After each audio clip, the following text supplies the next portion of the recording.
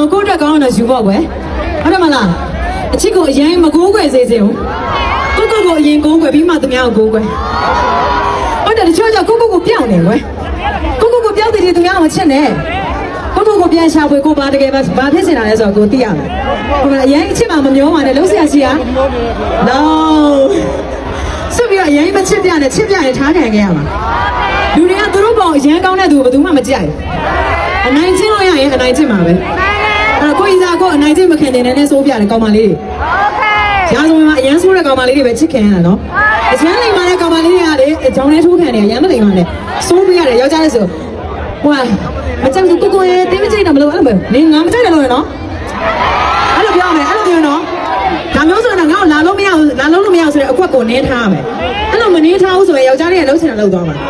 အဲ့တော့ဘာဖြစ်လဲကောင်မလေးတွေကိုရဲ့တင်းမကြိုက်တာမလို့မပြောအောင်နော်နေတော့ငါမကြိုက်တယ်လို့ရနော်နေနဲ့မှလည်းတွေ့တယ်ဟာလေ